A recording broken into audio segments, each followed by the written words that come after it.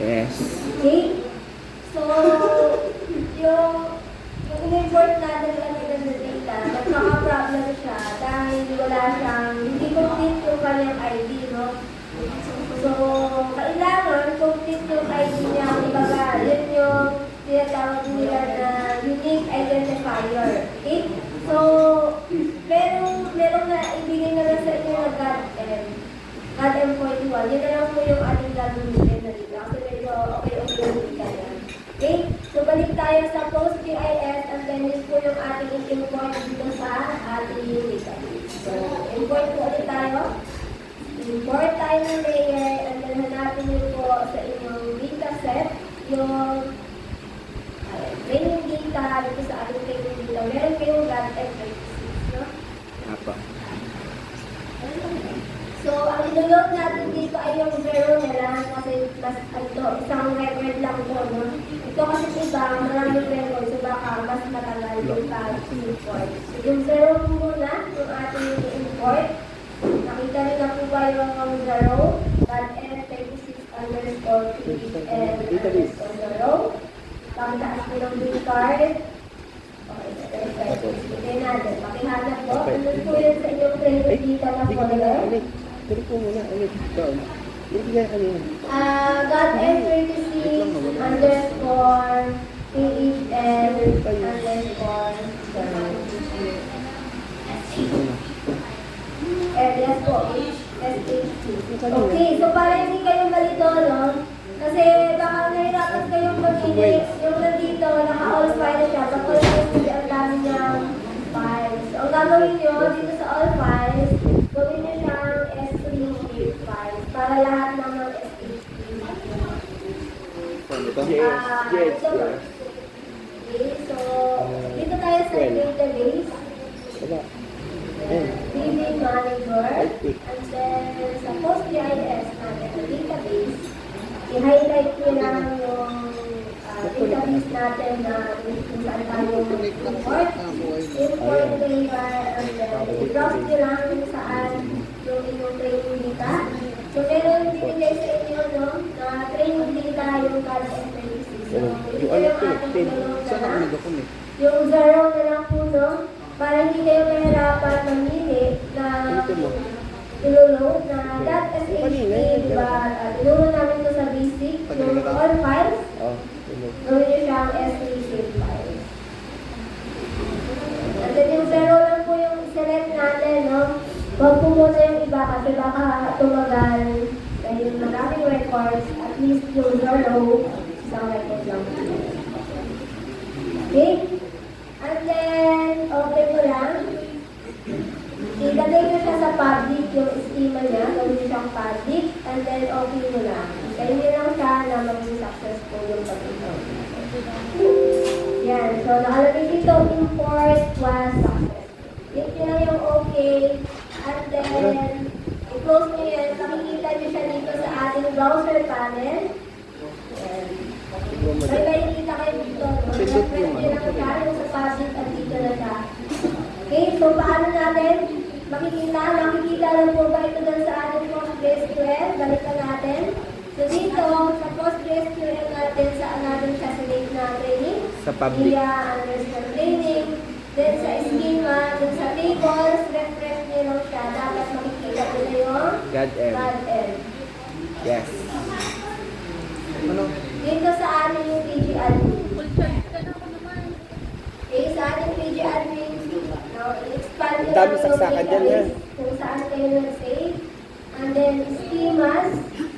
Under schema, saan nyo natin nilagay sa public. No? Dun sa public, i-open nyo or i-expand nyo ang table na kita nyo yung GADM. Yes. Okay, so, naman po yan. Nandito na rin siya, pwede nyo i-load. Paano mag-load? Double click nyo lang, no? Para pumunta ka sa ating mag-canvas. Ayan siya. Ha? Okay, i-double click nyo lang yung nandito para pumunta siya dito sa ating mag-canvas. Okay, nakuha? Tapos, yung ano lang, ma'am? Yung 1 pa rin tayo, no? Yung 0? Yung inverse of lesson 19:11 to. Yes, yung 1 pa rin. Yun. Okay. Okay, nakuha? Ano, bakit ay Wala magkulag? pa din na pa rin. Import. Hindi na ka? Bakit ay mag-connect man tong kay Jerome? Hindi na ka? Yun na lang, panoorin na. Wala. Okay, so dito, hindi nyo po ito madidilis dito, no? Kahit i-remove mo siya, kasi i-remove natin siya. So dito, hindi kayo pwede mag-remove ng data kapag na ilagay nyo na siya, na-import natin. Hindi kayo pwede mag-remove dito, ma-remove nyo lang siya dito sa ating PDR. Okay, nakuha? Ba't ma'am yung kay Jerome na wala? I-refresh na lang. Ay hindi, yung connection, ayaw. Sa DB manager.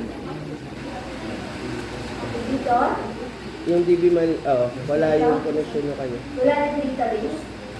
Meron ma'am, DB manager. Tapos, Kaso, pag yung, mag-import ng file, Wala. no connection, no data selected. Okay, naman. Ito, meron yung DB manager, tapos dito wala. yan, wala yung ano niya. Ito, sir, gawin mo. I-highlight mo yung cost Ayun. GIS, and i-expand mo yun. Ito, tangi ka naman na eh. Ayan, Mali naman kasi ginagawa. import, ang tangi yun. Tapos, import. Ano to? Import ko lagay dito. Wala, yan. Ito, Okay na? Earning. Okay, so ulitin ko, hindi po kayo makakapag-delete dito ng data, no? Dito lang kayo pwede mag-delete sa PD admin. Earning data. Okay, Ano so, yung dot? yun po mag-import ng data, no? Sa ating PostgreSQL, sa ating server, at sa ating database. So, ngayon, sa lahat ng sino pang hindi nakapag-install, hindi successful, okay. So, pwede na kayong magsabay sa akin ngayon. So, ang gagawin nyo, magkoconnect kayo sa akin. Iba kanina, ang ginawa natin, nag-connect tayo sa local computer mo. Ngayon, magkoconnect kayo sa akin. Mag-e-edit ako, dapat makikita nyo yung in-edit ko. Mag-e-edit kayo, dapat makikita ko yung in-edit Ay, ko. ito. Okay? Yes, sir. Yun na, tablet.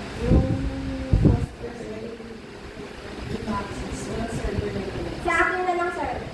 Sa akin po kayo mag-access. Kapag hindi kayo nakapag-install ng PostgreSQL, wala pong problema yun. Tinanggal mo man yun. Kaya sa akin po kayo magkoconnect. Okay, so ang gagawin nyo, punta tayo sa SQL nyo. Punta tayo dito sa inyong, punta po kayo dito sa aking, Ang galing. sa inyong QGIS. Lahat po, pa-open ng QGIS kahit yung hindi nakapag-install ng PostgreSQL at PostGIS. Pakitaan po ng green card, kung nakapag-open na ng QGIS. Green card, pakitaan po ng green card lahat. Wala yung credit card ko ma'am, kinuha ni Boe. Pa-open po lahat ng green card. Dapat po lahat tayo na nandito, no? Kahit hindi kayo nakapag-install ng PostgreSQL, okay lang po yan. Kasi po kayo magkoconnect. Okay na kayo? Okay sila? Meron na? Basta ma'am, same connection ng Same connection. Internet Make sure na connection. connected kayo dito sa internet. Kasi kung hindi kayo connected, hindi nyo din makikita yung sa akin. That's correct. Okay? Next. Dito na, nasa SQL na tayo. Punta na kayo dito sa ating browser panel. Browser panel. Right click, new connection po ulit kayo. Pwede bang dalawang connection yan? Yes, pwede. Palitan ko na lang ng name to Ay, hindi pala siya name to. Wag na. Huwag na lang pala. Okay, punta kayo dito, new connection. Ilagay niyo dito sa name, kahit anong pangalan lang ang ilagay niyo. Kahit anong pangalan lang po ang ilagay niyo. Dito sa name. Kahit lahat po, lahat. Lahat. Kami ma'am, Yes po, lahat. kahit kami, nakakonect. Lahat. New connection ma'am. Lahat po. New connection. Right click kayo sa PostgreSQL. New connection. And then, naglagay lang po kayo dito sa name nyo. Ay, wait lang. May kulang pala. Hindi pala kayo makakakonect sa akin.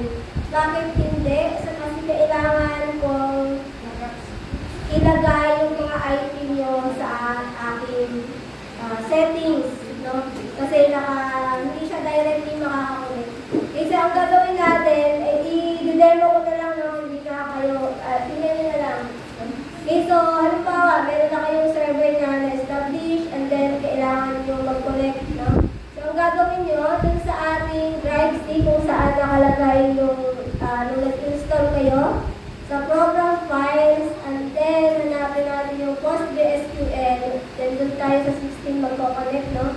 Dun sa 16, and then, PG, HBA, diba? Ito, sa PG HBA, i-open ko to sa Notepad.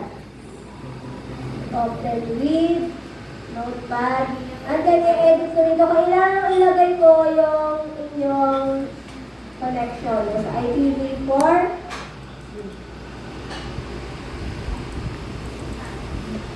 Sir, sino pwede mag-connect? Isa lang muna. Sige. IP address? Sino yung pwede mag-lagay dito sa Zoom? Mag-share ng screen sa Zoom. Ay. Ikaw na. Naka-zoom ka eh. Magko-connect sa Zoom? 192. Kay Sir, yan ako nito sa Zoom. Maganda yan. Maganda yan. Ano, di ba? Sino po Maganda pwede po. mag-share ng screen Kunyari, sa di ba may Zoom? data na tayo? Anong ano ba yun? Saan yung... Ha? Si ma'am, sige. Sige. Ma'am, pakunin na lang muna sa Zoom. And then, pabigay ng ID mo. Naputol. Hindi na naman kasi maraming Okay. Sige, ID na lang. Magbigay ng isang ID. Isang pwedeng mag-connect. ID, pabigay. Paano nyo malalaman yung ID mo? Ano? Okay, so paano nyo malalaman ang ID nyo? Command prompt. Search kayo sa iyong search bar. CMD. I-type nyo lang CMD, lalabas yung command prompt. Okay, sa search bar, mag-type nyo ng CMD, lalabas yung command prompt, and then i-type nyo dito IP config. Okay, i-type nyo po